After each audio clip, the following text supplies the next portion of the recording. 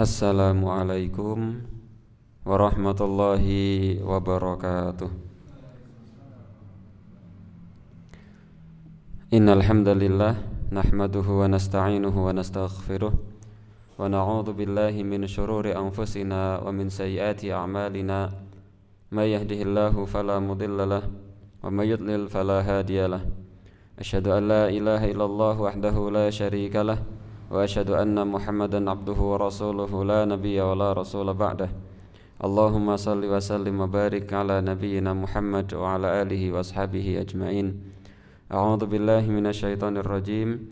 Ya ayyuhalladzina amanu taqullaha haqqa tuqatih wa la tamutunna illa wa antum muslimun. Rabbi shrah li sadri wa yassir li amri wahlul 'uqdatam min lisani yafqahu qawli. Allahumma 'allimna ma yanfa'una wanfa'na bima 'allamtana wa zidna ilma. Amma ba'd, ikhwani fillah rahimani wa rahimakumullah.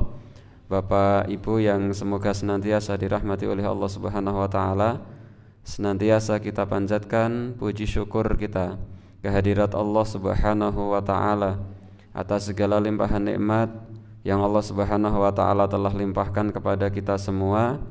Malam hari ini kita bisa berkumpul, bermuajahah di tempat ini. Kita niatkan untuk thalabul ilmi, menuntut ilmu sebagaimana yang Rasul sallallahu alaihi wasallam perintahkan.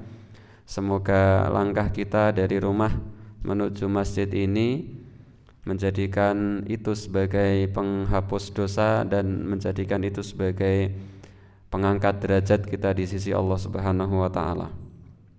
Salawat dan salam semoga senantiasa tercurahkan kepada uswah kita, teladan kita, baginda Nabi Agung Muhammad sallallahu alaihi wasallam, keluarganya, sahabat-sahabatnya, para tabi'in, tabi'ut tabi'in, dan seluruh umatnya yang istiqomah menjalankan agama Islam ini sampai nanti datangnya hari kiamat kelak. Bapak Ibu jamaah salat maghrib yang semoga senantiasa dirahmati oleh Allah Subhanahu wa taala. Pertemuan sebelumnya kita pernah membahas tentang dosa besar berupa al-yaminul ghamus, sumpah yang menenggelamkan, atau bahasa mudahnya adalah sumpah palsu. Ini pertemuan sebelumnya kita membahas itu sebagaimana yang ditulis oleh Imam Az-Zahabi dalam kitab beliau, yaitu kitab Al-Kabair yang ada di hadapan kita semua. Ini pertemuan terakhir kita membahas tentang dosa besar, yaitu sumpah palsu, yang mana itu merupakan dosa yang sangat besar di sisi Allah Subhanahu wa taala. Apalagi sumpah palsunya atas nama selain Allah, maka itu lebih besar lagi dosanya. Sumpah palsu itu dosa besar, dan lebih besar lagi kalau sumpah palsu itu atas nama selain Allah. Ikhwani fillah, Bapak Ibu yang semoga dirahmati oleh Allah Subhanahu wa taala, maka kita masuk kepada dosa besar yang selanjutnya yang ditulis oleh Imam Az-Zahabi dalam kitabnya Al-Kabair. Dosa besar yang selanjutnya yang masuk dalam kategori dosa-dosa besar dalam agama Islam itu adalah al-kadzabu fi ghalibi aqwalihi, berbohong dalam kebanyakan ucapannya, berbohong dalam mayoritas perkataannya, berbohong dalam kebanyakan apa yang dia katakan. Ini dosa besar di sisi Allah Subhanahu wa taala. Bukan berbohong satu kali, bukan berbohong dua kali, tiga kali, tetapi bohong ini adalah bohong yang berkali-kali, bahkan menjadi hiasan lidah dalam kesehariannya. Sebagian orang itu banyak sekali melakukan kebohongan, baik kebohongan dalam jual beli, kebohongan di kantor, kebohongan dalam menulis data, kebohongan dalam bermuamalah, kebohongan di rumah tangga antara suami istri, kebohongan dalam pertemanan, dan lain sebagainya. Nah, oleh karenanya mari kita mencoba untuk mengupas dosa bohong ini, kedudukannya ada di mana dalam pandangan syariat Islam. Apakah ia merupakan dosa yang tidak apa-apa, yang penting besok nggak bohong, tidak apa-apa, yang penting besok perbaiki lagi, ataukah Islam memandang berbohong ini adalah dosa yang jangan dianggap sepele? Maka Imam Az-Zahabi menuliskan bahwa dosa berbohong pada mayoritas perkataannya ini masuk dalam kategori dosa-dosa besar di sisi Allah Subhanahu wa taala. Qala Allah taala, Allah Subhanahu wa taala berfirman, Innallaha, sesungguhnya Allah Subhanahu wa taala, la yahdi, tidak akan memberikan petunjuk, tidak akan memberikan hidayah. Yahdi ini berasal dari kata hada, yahdi, hidayah. Sesungguhnya Allah Subhanahu wa taala itu tidak akan memberikan petunjuk hidayah kepada siapa? Man, kepada orang, huwa, yang orang itu musrifun, melampaui batas. Ini catatan kaki. Kadzabun, lagi dia seorang yang suka bohong, orang yang pendusta. Ini firman Allah Subhanahu wa taala surat Ghafir ayat 28. Surat Ghafir ayat ingkang angka 28. Niki firman Allah Subhanahu wa taala ngendikanipun Gusti Allah Subhanahu wa taala wonten surat Ghafir ayat ingkang angka 28. Allah Subhanahu wa taala tidak akan memberikan hidayah bagi orang-orang yang suka bohong, suka dusta. Bukan orang yang pernah bohong, bukan, tapi orang yang suka bohong. Allah Subhanahu wa taala menika mboten badhe maringi pitedah kagem piyantun ingkang remen goroh untuk orang-orang yang suka bohong. Sekali lagi, ayatnya bukan Allah tidak akan memberikan petunjuk kepada orang yang melampaui batas dan pernah bohong, bukan, tapi suka bohong. Dalam bahasa Arab itu ada kadzib dan ada kadzab. Kita coba tuliskan perbedaan antara kadzib dan kadzab.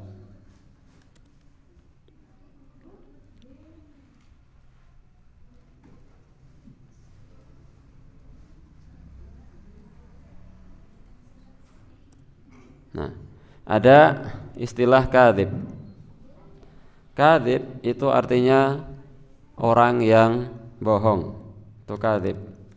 Orang yang bohong. Itu kadzib. Kadzibun. Nah, orang yang bohong. Mungkin dia bohong sekali, mungkin dia bohong 2 kali, dia bohong 3 kali. Itu kadzib. Anta kadzib, kamu bohong. Lawan katanya kadzib napa? Shadiq, tanpa ada kata Ja'far.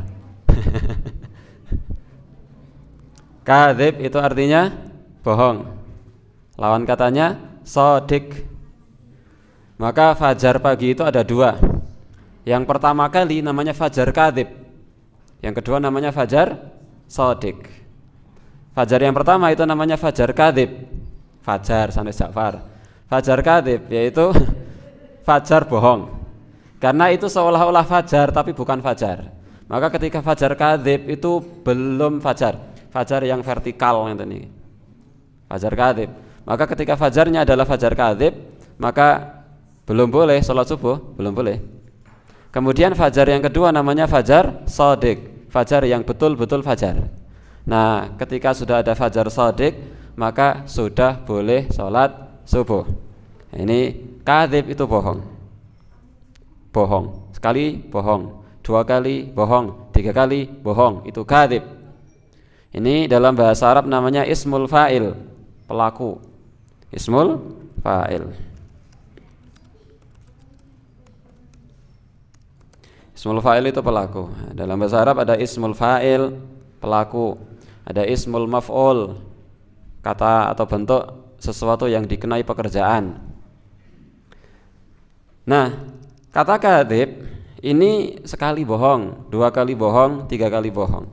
Tapi kalau orang itu memang kebiasaannya berbohong, maka bukan lagi kadzib tapi kadzab. Kadzab, orang yang sering bohong. Kadzab dalam bahasa Arab itu namanya sighah al-mubalaghah. Sighatul mubalaghah. Sesuatu yang mengungkapkan akan sangatnya sesuatu itu. Pengungkapan akan sangatnya sesuatu itu. Itu namanya sighah al-mubalaghah, bentuk mubalaghah dalam bahasa Arab. Kalau bahasa Inggris nopo nggih, superlatif nopo kula lali. Mboten hafal. Nah niku. Maka kalau kadzib itu artinya bohong. Kalau kadzib. Kalau kadzab pembohong. Kalau kadzib itu bohong. Ya mungkin sekali bohong, 2 bohong. 2 kali bohong, 3 kali bohong itu apakah kemudian pantas disebut sebagai pembohong? Belum. Tapi kalau sudah berkali-kali setiap hari berbohong itu namanya pembohong. Nah, itu namanya kadzab. Maka ada salah satu orang pada zaman Nabi yang mengaku-ngaku sebagai nabi palsu, yang mengaku-ngaku sebagai nabi dan dia adalah nabi palsu, namanya Musailamah. Julukannya apa? Musailamah niki al-kadzab. Musailamah al-kadzab, bukan Musailamah al-kadzib, enggak, tapi Musailamah al-kadzab, sangat-sangat pembohong. Nah, ini namanya mubalaghah, bentuk sangat dari sebuah kata. Bohong, kalau kadzab itu sangat-sangat pembohong. Niki nggih kadzab. Nah, kembali kepada ayat tadi, Allah Subhanahu wa taala berfirman bahwasanya Allah Subhanahu wa taala itu tidak akan memberikan hidayah kepada siapa? Kadzab, kepada orang yang suka bohong. Di kantor bohong, di rumah bohong, di pasar bohong, bersama teman bohong. Kebohongan itu senantiasa melingkupi dirinya. WA-an bohong, di grup bohong. Wes pokoke gaweane niku ngetebus. Pirsa ngetebus? Goroh. Ini dosa besar. Makanya Imam Adz-Dzahabi menuliskan judul Al-Kadzdzabu fi ghalibi aqwalihi. Dosa besar salah satunya adalah suka berbohong atau berbohong pada mayoritas perkataannya. Ini dosa besar. Ini yang pertama. Yang kedua, firman Allah Subhanahu wa taala, wa qala Allah taala, dan Allah Subhanahu wa taala berfirman, qutilal kharrasun, terkutuklah orang-orang yang suka berbohong. Orang-orang yang suka dusta. Ini surat Adz-Dzariyat ayat 10. Al-Qur'an surat Adz-Dzariyat ayat ingkang angka 11. Allah Subhanahu wa taala sampun ate ngendika wonten mriki kutilal kharrasun, celaka, terkutuk bagi orang-orang yang suka berbohong. Tadi Allah Subhanahu wa taala memberikan ancaman la yahdi, Allah tidak akan memberikan hidayah. Yang kedua, terkutuk bagi orang-orang yang suka berbohong. Bayangkan Allah Subhanahu wa taala yang mengutuk. Wah, niku ngeri banget. Napa malih kok dikutuk, wong Allah Subhanahu wa taala mengancam dengan ancaman kamu tidak akan diberikan hidayah. Wah, niku pun ngeri donya akhirat niku. Padahal setiap hari berkali-kali diulang-ulang ping pinten mawon niku. Setiap hari kita mengatakan ihdinas siratal mustaqim. Tunjukkan kami ke jalan yang lurus, beri kami hidayah kepada jalan yang lurus. Para pembohong itu la yahdi, tidak akan diberikan petunjuk hidayah. Maka ini adalah ancaman yang besar dari sisi Allah Subhanahu wa taala tentang orang yang setiap hari berbohong. Menulis data bohong, berjanji bohong, sama suami istri bohong. Kayak nanti mas sampean jajan bakso padahal dolan-dolan mbuh teng pundi. Wa qala ta'ala, yang ketiga, firman Allah Subhanahu wa taala, Thumma nabtahil, kemudian marilah kita mubahalah. Mubahalah itu adalah mendoakan laknat untuk masing-masing orang. Thumma nabtahil, kemudian marilah kita bermubahalah. Fanaj'al la'natallah, maka kita berdoa agar Allah Subhanahu wa taala melaknat alal kadzibin, atas orang-orang yang dusta, suka bohong. Agar Allah melaknat orang-orang yang suka bohong, berdusta. Ini surat Ali Imran ayat 61. Ali Imran ayat 61. Ali Imran sanes Al Imran. Ali Imran, keluarga Imran. Nek Al-Baqarah sanes Ali Baqarah. Nek Ali Baqarah artosé dados keluarga sapi. Ali Baqarah. Ali Imran, keluarga Imran. Dalam Al-Qur'an surat Ali Imran Allah berfirman, "Tsumma nabtahil." Kemudian marilah kita bermubahalah. Fanaj'al la'natallah, dan kita jadikan laknat Allah alal kadzibin, atas orang yang dusta, yang berbohong. Ini yang ketiga, dalil yang dibawa oleh Imam Az-Zahabi untuk menjelaskan bagaimana kemudian berdusta, berbohong itu dosa amat sangat besar sekali di sisi Allah Subhanahu wa taala. Allah rapopo karo anake wae kok. Kalau itu berulang-ulang itu jadi dosa besar. Rapopo karo kancane biasane yo ngapusi. Wah, itu dosa besar. Apalagi berbohongnya dalam perkara jual beli, lebih besar lagi dosanya. Ya. Berbohong itu dosa besar. Tapi kalau berbohongnya dalam jual beli, lebih besar lagi. Karena dia dosa yang pertama adalah berbohong, dosa yang kedua adalah mengambil hak orang lain. Sampai Allah Subhanahu wa taala berfirman, wailul lil mutaffifin. Celaka bagi orang-orang yang berbohong dalam timbangan, curang dalam timbangan.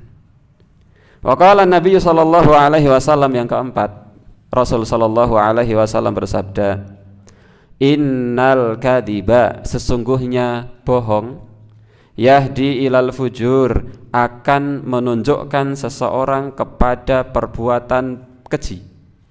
Sesungguhnya bohong akan menuntun seseorang kepada perbuatan keji.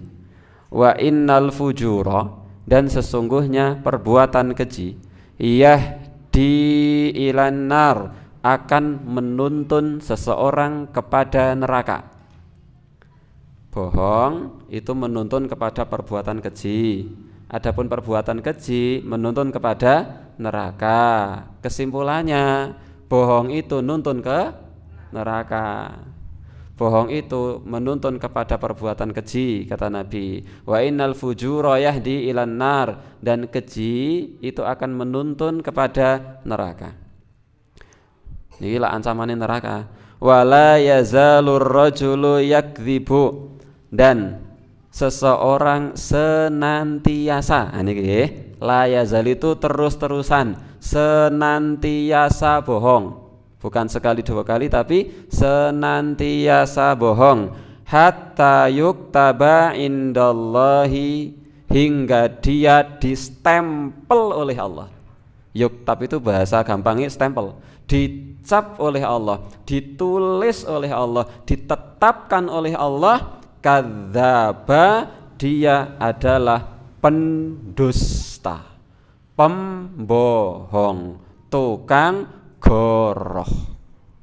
Kalau dia kemudian bohong sekali, dua kali, tiga kali, empat kali, lima kali, enam kali, tujuh kali, hingga setiap hari dihiasi dengan kebohongan-kebohongan, Allah stempel dia sebagai orang yang pembohong, pendusta, ahli goroh, spesialis ngapusi.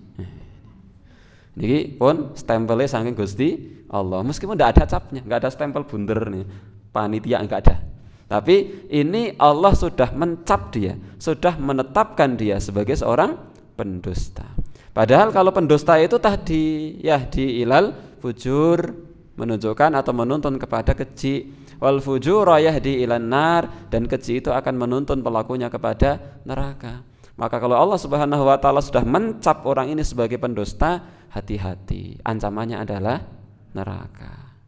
Maka hadis ini ditulis oleh Imam Az-Zahabi untuk menjadi dasar bahwa bohong itu dosa besar kalau bohongnya dilakukan secara berulang-ulang, menjadi kebiasaan. Tidak ada hari kecuali dia pasti ada bohong di situ. Muttafaqun alaih, hadisnya adalah hadis yang sahih diriwayatkan oleh Imam Bukhari dan Imam Muslim. Muttafaqun itu artinya telah disepakati alaihi, atas hadis tersebut disepakati kesahihannya oleh Imam Bukhari dan Imam Muslim. Kalau ada hadis kok muttafaqun alaih, berarti hadisnya sahih riwayat Bukhari dan Muslim. Kalau hadisnya rawahu syaikhan, diriwayatkan oleh dua syekh, maksudnya adalah Imam Bukhari dan Imam Muslim. Atau hadisnya rawahul Bukhari wa Muslim, berarti hadisnya diriwayatkan oleh Imam Bukhari dan Imam Muslim. Dan hadis riwayat Imam Bukhari dan Imam Muslim itu adalah hadis sahih tertinggi. Hadis sahih tertinggi itu adalah Bukhari, di bawahnya adalah Imam Muslim. Nah, hadis ini diriwayatkan oleh Imam Bukhari dan Imam Muslim dalam kitab sahih beliau, kitab sahih Bukhari, dan juga diriwayatkan dalam kitab sahih Muslim. Jadi ada ancaman bagi orang-orang yang kemudian senantiasa berdusta, yaitu Allah Subhanahu wa taala akan cap dia sebagai pendusta. Hadis atau dalil yang selanjutnya, waqala sallallahu alaihi wasallam, dan Rasul sallallahu alaihi wasallam bersabda, ayatul munafiki salasun, tanda-tanda orang munafik 3. Idza haddatsa kadzaba, kalau dia berkata bohong, dusta. Wa idza wa'ada akhlaf, kalau dia berjanji diingkari. Wa idza tumina khana, dan apabila dia dipercaya, diberi amanah, khianat. Nah, ini tanda-tanda orang munafik. Kau wis tahu ngapusi munafik kayak bukan. Ini tanda-tanda orang munafik. Jadi munafik itu ada 2. Munafik itu ada 2. Yang pertama namanya munafik i'tiqadi. Yang kedua munafik amali. Munafik i'tiqadi itu memang dia munafik. Siapa itu munafik? Orang kafir tapi ngaku-ngaku muslim. Orang kafir, dia hatinya kafir, benci sekali sama agama Islam, tapi zahir lahirnya, perbuatannya menampakkan diri sebagai orang muslim. Untuk apa? Untuk mengelabui orang muslim, untuk mencari kelemahan orang-orang muslim dan dikabarkan kepada orang-orang kafir. Nah, ini namanya orang-orang munafik. Zaman Nabi, munafik yang paling terkenal itu ada namanya Abdullah bin Ubay bin Salul. Namanya saja Abdullah, tapi wong munafik. Ya sholat di masjid, ya zakat, ya haji, bahkan berjihad di jalan Allah, perang, tapi dia hatinya kafir. Jadi dia mencari kelemahan-kelemahan orang Islam untuk disampaikan kepada orang-orang kafir. Mereka lah musuh dalam kemul, jadi musuh dalam selimut. Nah, munafik. Munafik inilah munafik i'tiqadi. Munafik sebenar-benarnya munafik yang tingkat keparahannya lebih parah daripada orang-orang kafir, yang di akhirat nanti di neraka terancam dengan fiddarkil asfali minan nar. Nerakanya bukan neraka tanggung-tanggung, keraknya neraka jahanam itu orang-orang munafik. Bukan neraka tengah-tengah, apalagi neraka yang paling atas, enak men. Jadi nerakanya yang paling bawah. Kerak neraka itu neraka yang paling siksanya paling berat, itu keraknya neraka. Itulah neraka yang akan ditempati oleh orang-orang munafik. Itu namanya munafik apa? i'tiqadi, munafik sebenar-benarnya munafik, yang terancam dengan ancaman neraka kekal di dalamnya selama-lamanya. Adapun yang kedua adalah munafik amali. Munafik amali itu perbuatan orang-orang munafik yang mungkin saja dilakukan oleh orang-orang Islam. Jadi ada orang Islam yang melakukan perbuatan ini biasanya dilakukan oleh orang-orang munafik, tapi orang Muslim ini malah ikut-ikutan melakukan. Ini namanya munafik amali. Munafik amali, dia melakukan perbuatan orang munafik, tapi dia bukan orang munafik, cuma perbuatannya saja kayak orang-orang munafik. Apa munafik amali? Yang tadi, apabila berkata dusta, apabila berjanji ingkar, apabila dipercaya khianat. Ini kalau berkata dusta, kalau berjanji ingkar, kalau dipercaya khianat, biasanya yang melakukan seperti itu orang-orang munafik. Tapi ini orang Islam berbuat seperti itu. Itu namanya munafik amali. Munafik amali ini munafik kecil. Kalau munafik i'tiqadi munafik besar, sebesar-besarnya munafik.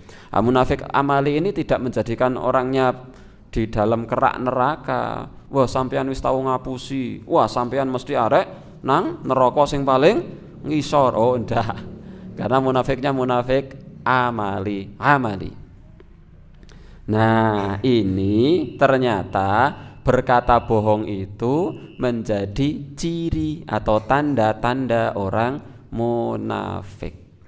Maka Imam Adz-Dzahabi menulis hadis ini untuk menjelaskan bagaimana bohong itu dosanya sangat besar sekali di sisi Allah Subhanahu wa taala. Yang selanjutnya, hadis yang dinukil oleh Al-Imam Adz-Dzahabi, waqala, dan Rasul sallallahu alaihi wasallam bersabda, arbaun, ada 4 hal, 4 sifat, 4 perbuatan.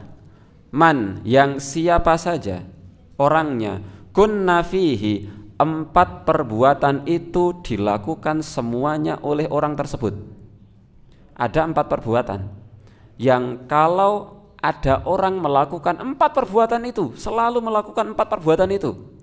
Saya ulang, ada 4 perbuatan yang kalau ada orang senantiasa melakukan 4 perbuatan itu, kana munafiqan khalisan, maka dia adalah orang munafik yang betul-betul munafik. Orang munafik yang murni munafik. Oke, pancen wong munafik senantiasa melakukan 4 perbuatan itu, enggak pernah berhenti, selalu 4-4-nya dilakukan semua. Wa man kanat fihi khoslatun minhunna, tapi kalau ada orang yang melakukan mungkin 1, mungkin 2-nya, salah satunya atau salah 2-nya, kanat fihi khoslatun minan nifaq, maka dia telah melakukan perbuatannya orang-orang munafik, tapi bukan munafik. Hatta yada'aha, hingga dia meninggalkan perbuatan itu. Apa 4 perbuatan itu? Idza tumina khana, apabila dipercaya khianat. Wa idza haddatsa kadzaba, apabila berkata dusta atau bohong. Wa idza ahada ghadara, apabila dia berjanji dia ingkari. Wa idza khasama fajara, apabila dia berselisih dia akan curang. Apabila dia sedang berselisih dalam suatu perkara, dia akan melakukan kecurangan. Kalau ada orang senantiasa melakukan 4 perbuatan ini, dia munafik. Tapi kalau mungkin cuma 1 yang dilakukan, atau cuma 2 yang dilakukan, atau kadang-kadang iya, kadang-kadang enggak, dia orangnya melakukan perbuatannya orang munafik, tapi enggak munafik, tapi dia seperti perilaku orang-orang munafik. Namanya munafik amali, munafik kecil. Muttafaqun alaihi, hadisnya diriwayatkan oleh Imam Bukhari, Imam Muslim. Selanjutnya, Rasul sallallahu alaihi wasallam bersabda dalam salah satu hadis, dan ini dibawa oleh Imam Adz-Dzahabi. Hadis ini tentang berbohong, tetapi bohongnya dalam suatu perkara. Ada kebohongan yang kebohongannya ini lebih besar dosanya dari bohong-bohong yang lain. Ada bohong yang kebohongannya itu dosanya lebih besar daripada bohong-bohong yang lain. Sampeyan mau ngaji apa ora? Ngaji tenan, padahal mboten. Niku bohong, dosa. Tapi ada dosa yang lebih, ada dosa bohong yang dosanya lebih besar lagi. Bohong dalam apa itu? Ini yang disabdakan oleh Nabi Muhammad SAW yang dinukil oleh Imam Adz-Dzahabi, man tahallama bihulmin, siapa orangnya yang ngaku-ngaku bermimpi, lam yarah, pada suatu mimpi yang sebenarnya dia tidak melihat mimpi itu. Yang ngaku-ngaku mimpi, bermimpi sesuatu, ngaku-ngaku bermimpi sesuatu, padahal dia tidak pernah bermimpi hal tersebut. Kullifa ayyakida baina syairataini yaumal qiyamati, maka pada hari kiamat dia akan diazab oleh Allah. Azabnya berupa dia akan dibebani untuk menggabungkan 2 biji kecil gandum, harus digabungkan sampai bisa. Itu beban bagi orang itu, azab bagi orang itu. Dia disiksa, dipaksa untuk menggabungkan 2 biji gandum. Wala yaf'al, dan dia tidak akan pernah bisa, maka diazab. Hadis ini diriwayatkan oleh Imam Bukhari. Siapa yang mimpi, siapa yang ngaku-ngaku mimpi padahal tidak mimpi. Kenapa kok dosanya bisa lebih besar? Kalau bohong, sampeyan mau melu ngaji malam Selasa apa ora? Melu tenan, padahal mboten, itu bohong. Tapi kebohongan ini bisa dilacak benar atau tidak.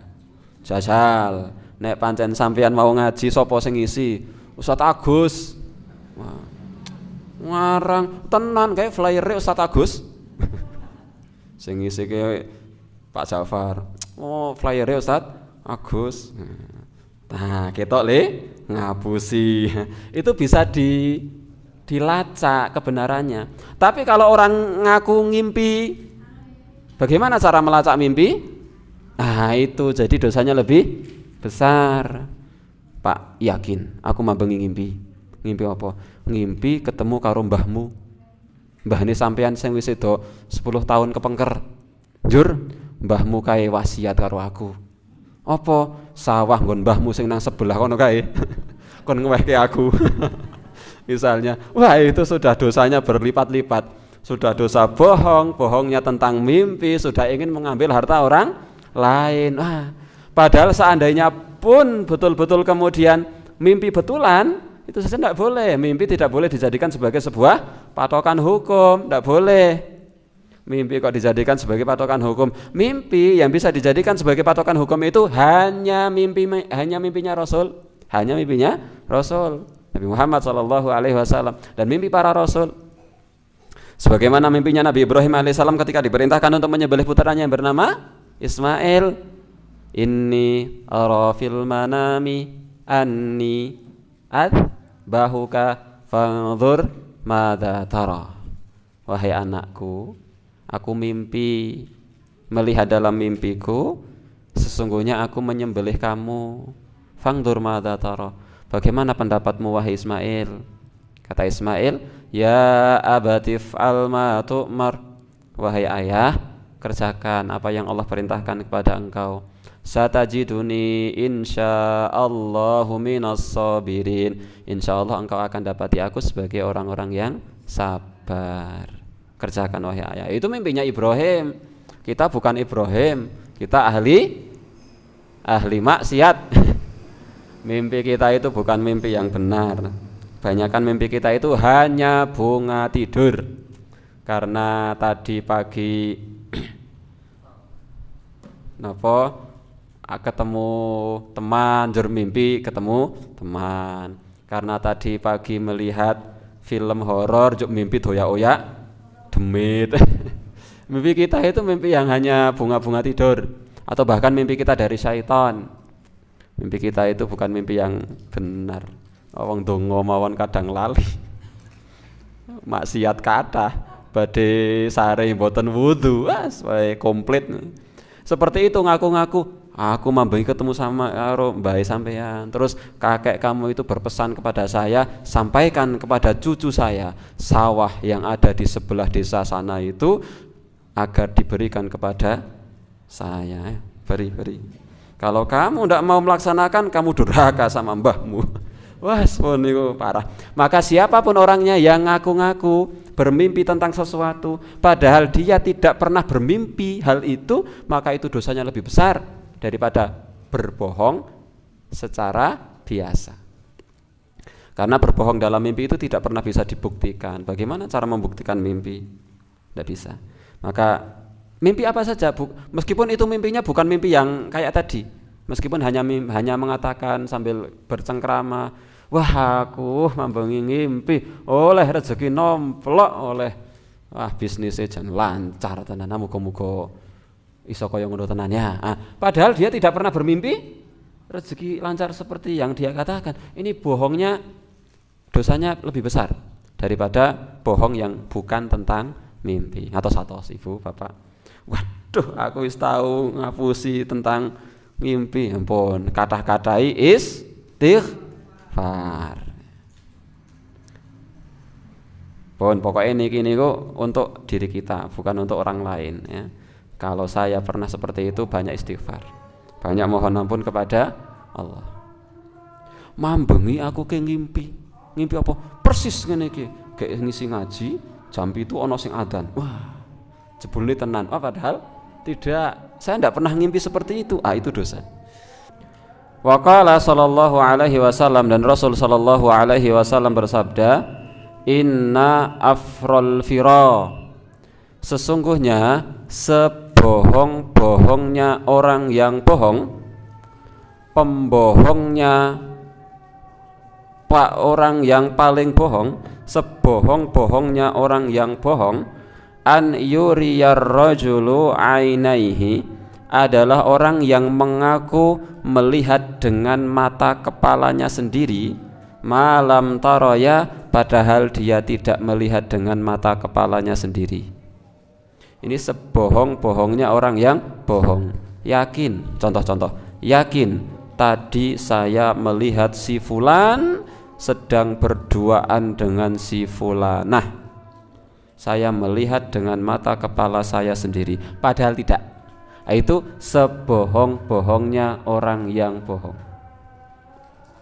Kalau contoh yang tadi bohongnya, misalnya sampean mau melu ngaji apa ora? Melu ngaji, yakin, padahal mboten, itu bohong. Tapi lebih besar lagi dosa kebohongannya adalah, dan ini adalah sebohong-bohongnya orang yang bohong, orang yang mengatakan bahwa dia melihat dengan mata kepala sendiri tentang suatu hal, padahal dia tidak melihatnya sendiri. Itu bohong yang paling bohong. Rawahul Bukhari aidan, hadisnya juga diriwayatkan oleh Imam Bukhari. Wa akhraja haditha Samurah bin Jundub, dan beliau mengeluarkan hadis dari Samurah bin Jundub bitulihi, pada hadis yang panjang, fi manamin Nabi sallallahu alaihi wasallam, tentang wahyu yang diterima oleh Nabi lewat mimpi. Wa fihi, dan di dalam hadis itu, jadi hadis ini menggambarkan tentang beberapa siksa-siksa yang nanti akan diterima manusia di neraka. Di antara siksa yang dijelaskan oleh Rasulullah sallallahu alaihi wasallam yang terjadi di neraka, di antara siksanya adalah seseorang yang amma ar-rajulu, adapun orang laki-laki, alladzi ra'aitahu, yang kamu lihat wahai Muhammad, yusharshiru shidqahu, yang dia menarik, menyobek mulutnya di sini, ila qafahu, disobek sampai kepala bagian belakang, di neraka dia menyobek mulutnya sendiri, disobek sampai ke belakang neraka, sebelakang kepala. Wa min kharahu ila qafahu, setelah itu dia memegang hidungnya, disobek sampai ke belakang kepala. Wa ainahu ila qafahu, kemudian setelah itu dia pegang matanya dan dia tarik sobek sampai belakang kepalanya. Orang yang siksanya seperti itu adalah fa innahu, sesungguhnya dia adalah ar-rajulu, seorang laki-laki, yaghdu min baitihi, yang dia keluar dari rumahnya, fayakdzibul kadzibata, dan dia berbohong dengan sebuah kebohongan, tablughul afaq, yang kebohongan itu memenuhi ufuk langit. Jadi kebohongan itu menyebar kemana-mana, padahal mungkin dia berbohong satu kali bohong, tapi kebohongannya menyebar kemana-mana, jadi viral, FYP. Jangan ya Dik ya. Nek bapak-bapak mboten sama pirsa, jangan ya Dik. FYP jadi viral, itu enggak boleh. Dan siksa bagi orang itu adalah ditarik mulutnya sampai ke belakang, hidungnya sampai ke belakang, disobek matanya sampai ke belakang. Bagi orang-orang yang berbohong dan kebohongannya itu sampai memenuhi ufuk langit. Wa anhu sallallahu alaihi wasallam, dan dari Nabi Muhammad sallallahu alaihi wasallam, yutbi'ul mu'minu ala kulli syai'in, seorang mukmin itu memiliki watak dengan berbagai macam watak. Ala kulli syai'in, segala sesuatu watak mungkin ada pada diri orang mukmin. Mungkin orang mukmin, mungkin orang Islam itu ya pemarah ya, mungkin ada orang Islam yang suka marah-marah, mungkin ada orang Islam yang suka cemberut, mungkin ada orang Islam yang suka ingin balas dendam, mungkin ada orang Islam yang orang mukmin yang suka pencemburu, mungkin ada orang Islam yang suka gibah, mungkin. Tapi tidak mungkin kalau orang mukmin itu al-khiyanah wal kadzib, khianat dan pembohong. Seolah-olah wong khianat kok sama bohong, tidak mungkin. Kalau orang mukmin itu kok bohong. Kalau orang mukmin itu khianat, tidak mungkin. Kalau dia pembohong, kalau dia khianat, kemungkinan besar bukan orang mukmin. Seolah-olah. Meskipun ya banyak orang mukmin yang bohong itu banyak, tapi kalau orang mukmin kok bohong itu sesuatu yang aneh. Kalau orang mukmin mungkin suka marah, mungkin ada orang mukmin yang suka marah. Ada orang mukmin yang suka melakukan perbuatan zina, mungkin. Nyatanya banyak orang mukmin yang zina, banyak. Tapi kalau orang mukmin kok bohong, sama orang mukmin kok khianat, dipertanyakan kemukminannya, dipertanyakan keimanannya. Seolah-olah nggak mungkin ada orang mukmin kok bohong, seolah-olah nggak mungkin ada orang mukmin kok khianat. Nah, ini dalil yang dibawa oleh Imam Adzabi untuk menjelaskan bagaimana dosa bohong itu dosa yang sangat besar. Hanya saja hadis ini dhaif, lemah. Hanya saja hadis ini lemah. Wa anhu, dan dari Nabi Muhammad sallallahu alaihi wasallam beliau bersabda, kalau ini hadisnya sahih, inna fil ma'arid, sesungguhnya dalam ta'rid,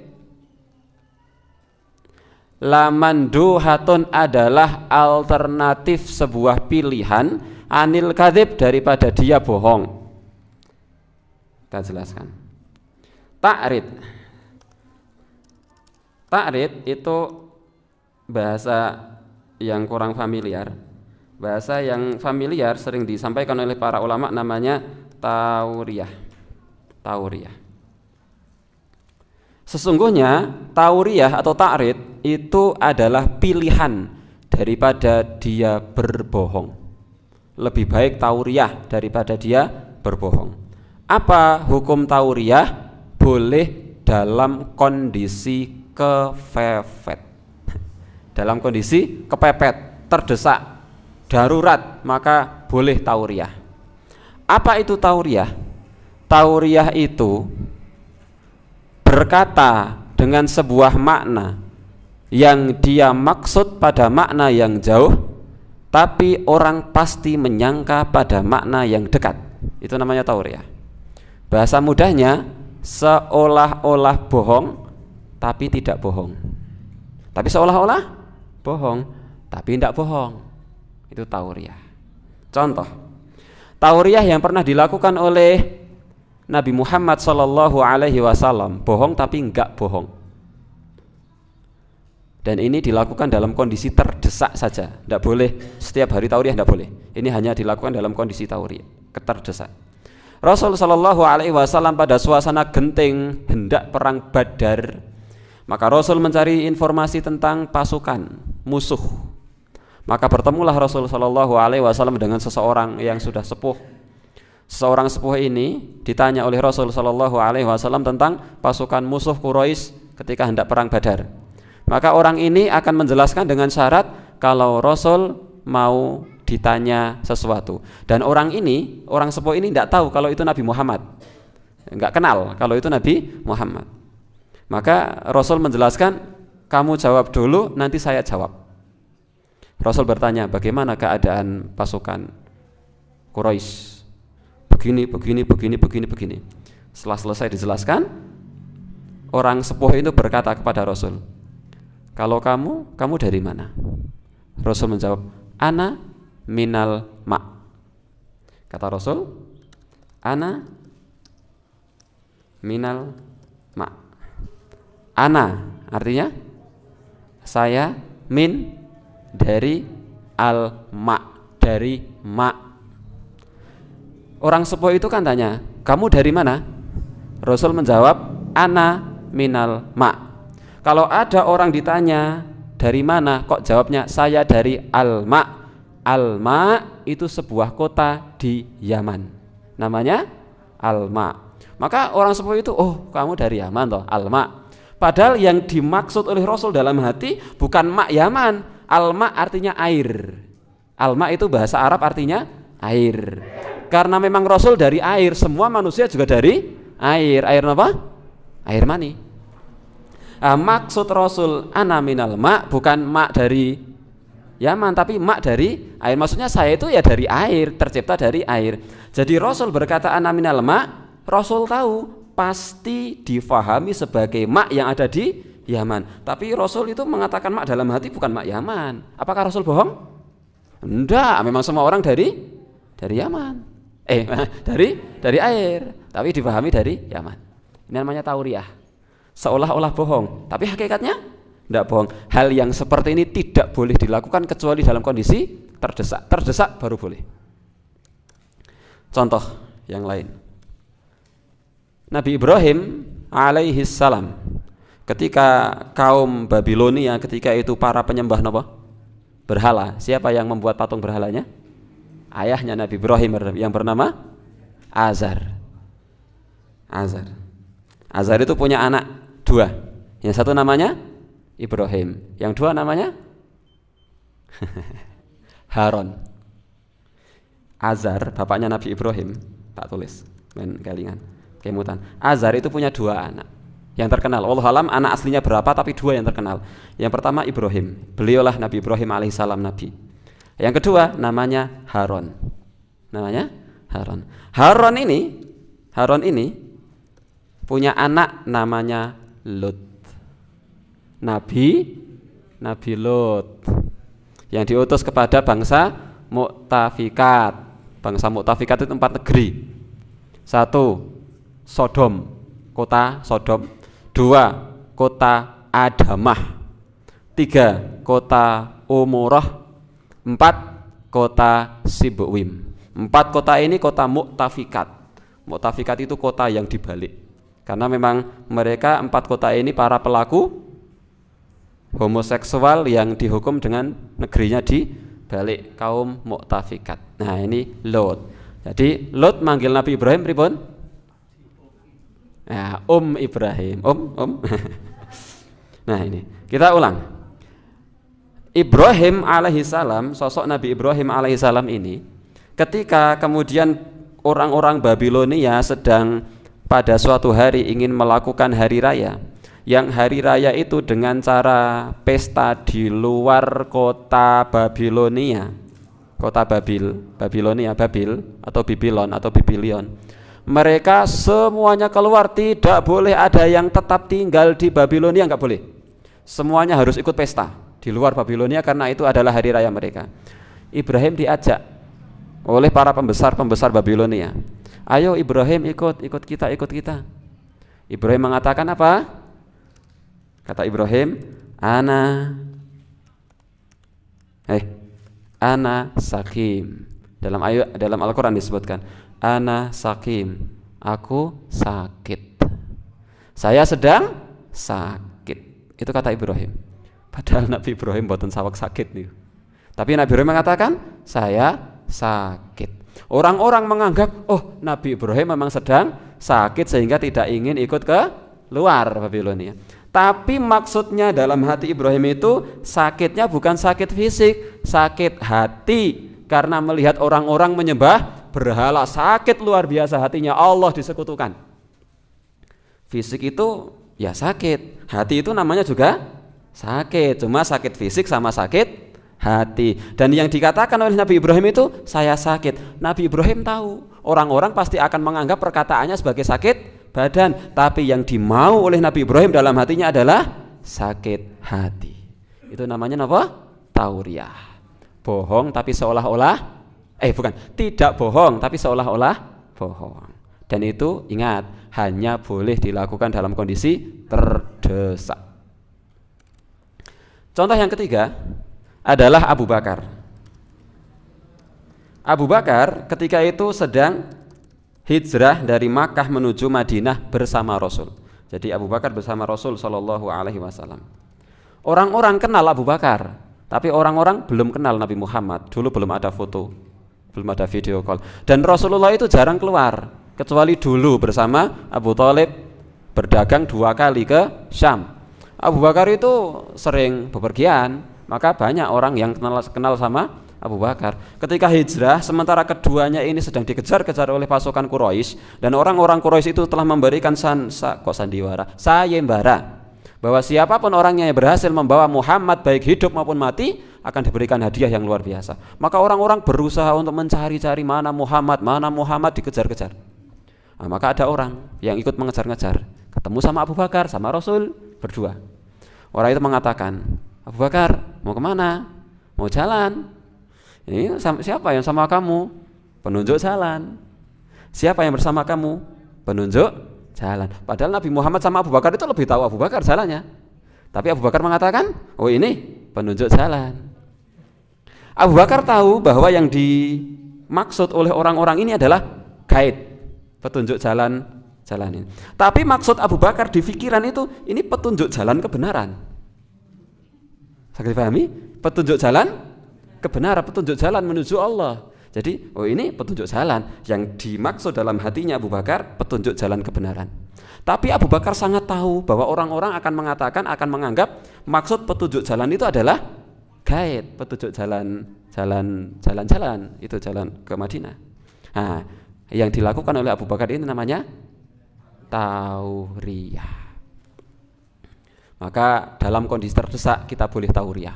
Contoh, ada kenalan kita, mungkin kenalan yang mungkin belum mengenal agama Islam, yang mereka masih maksiat, minum khamr, judi, ngeslot dan lain sebagainya. Kemudian ngajak kita, yuk Pak Hudi ikut ngeslot, judi online, ikut anget-anget lah, anget-anget. Pak Hudi, ini hanya contoh. Dalam kondisi mungkin sedang tidak punya kekuatan untuk menolak. Andai menolak, wah langsung diparani, dantemi. Misal. Gimana? Saya padahal memang sedang tidak ada acara. Kalau saya bilang ada acara, bohong. Maka Pak Hudi bilang, mohon maaf, saya sedang di luar kota. Padahal Pak Hudi sedang di Tembara. Pak Hudi sedang di Tembara, sedang ketemu sama saya. Maaf, saya tidak bisa ikut, saya sedang di luar kota. Pak Hudi sangat tahu bahwa ketika Pak Hudi mengatakan saya sedang di luar kota, mereka akan memahami, oh mungkin di Jakarta, mungkin di Surabaya, mungkin di Malang. Padahal ya betul di luar kota, wong di desa. Desa itu di luar kota, betul. Iya, ini kota. Kalau di luar kota namanya desa. Maka ketika Pak Hudi mengatakan, mohon maaf, saya sedang di luar kota, itu namanya sedang tauriah. Nah, hal ini boleh dilakukan dengan catatan dalam kondisi terdesak. Tapi kalau bukan dalam kondisi terdesak, tetap nggak boleh tauriah. Maka Rasul Shallallahu Alaihi Wasallam sampai bersabda, sesungguhnya dalam tauriah itu ada pilihan. Jadi maksudnya tauriah itu bisa menjadi pilihan dalam kondisi terdesak. Dalam kondisi terdesak pun jangan sampai bohong, tapi lakukanlah tauriah.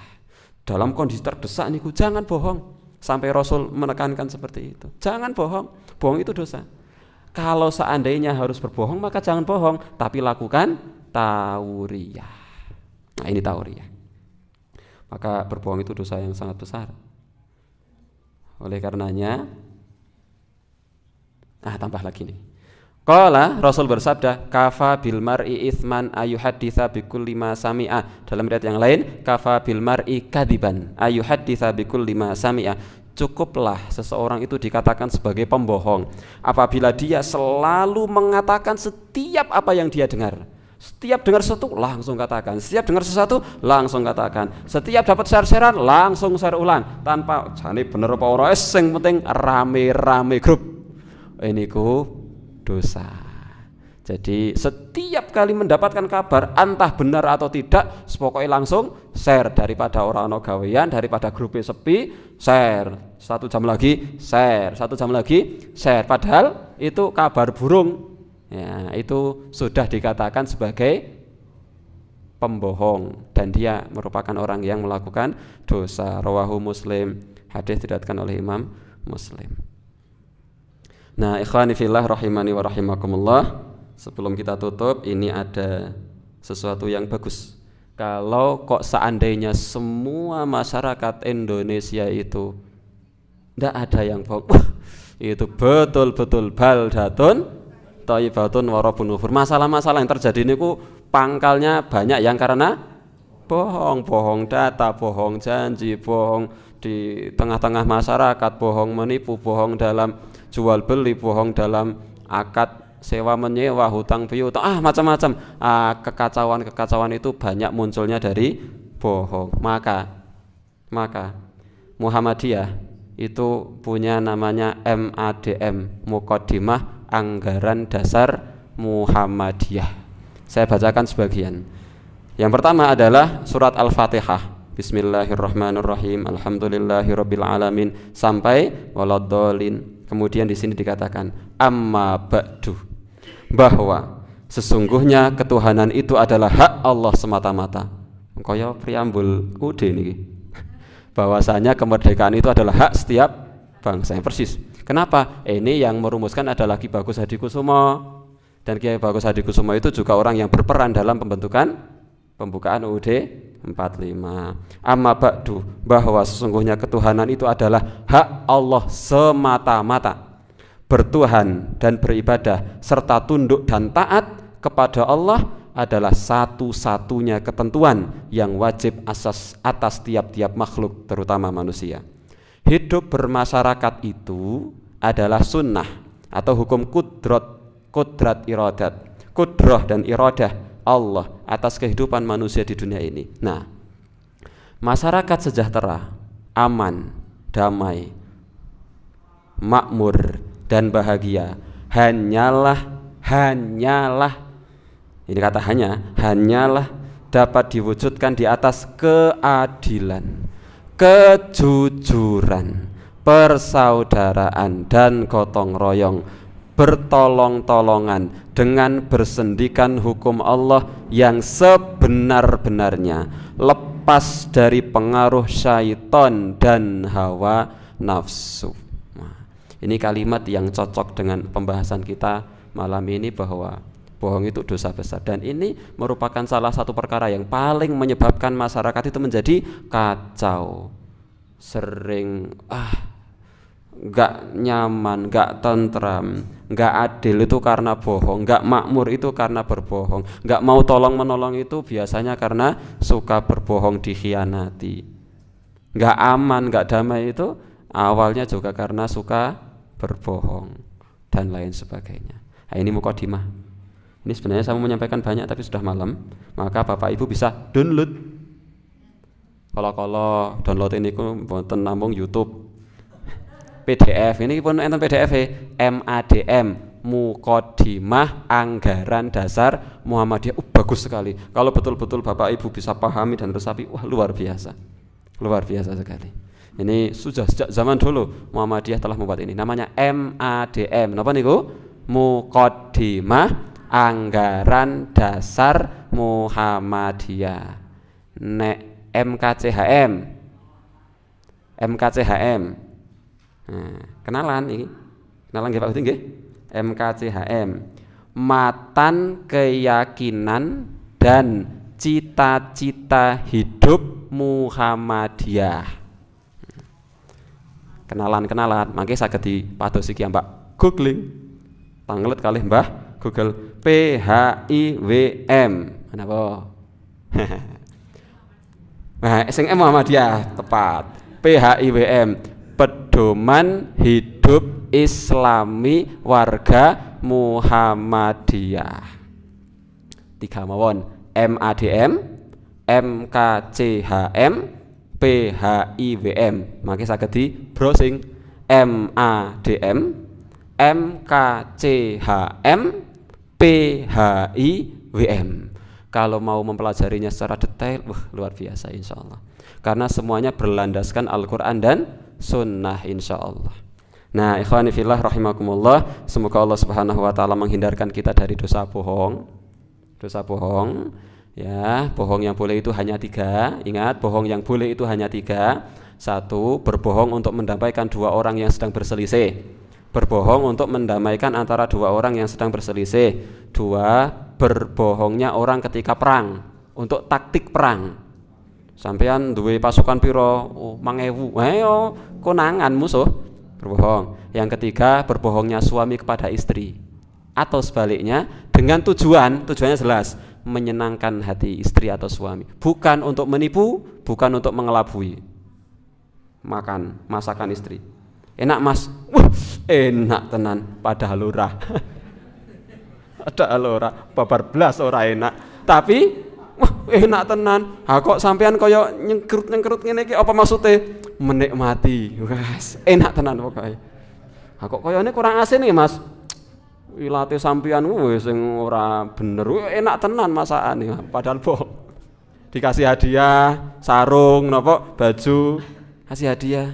Mas, dagem langsung dinggo. Seneng ta Mas? Wah, iki sing tak goleki pel mbiyen iki ya sarung iki. Aku ki paling seneng modele motive kaya ngene. Padahal babar blas ora seneng. Itu bohong untuk menyenangkan hati istri atau suami. Jadi dalam kondisi seperti itu untuk menyenangkan, bukan untuk menipu. Menipu tetap enggak boleh. Itu boleh. Cuma 3 itu bohong, yang boleh lainnya enggak boleh. Alhamdulillah, salatu wassalamu ala rasulillah. Saya mohon maaf atas segala khilaf dan semoga bermanfaat untuk diri saya sendiri dan untuk Bapak Ibu sekalian. Insyaallah kita lanjutkan di lain kesempatan. Alhamdulillah, salatu wassalamu ala rasulillah. Assalamualaikum warahmatullahi wabarakatuh.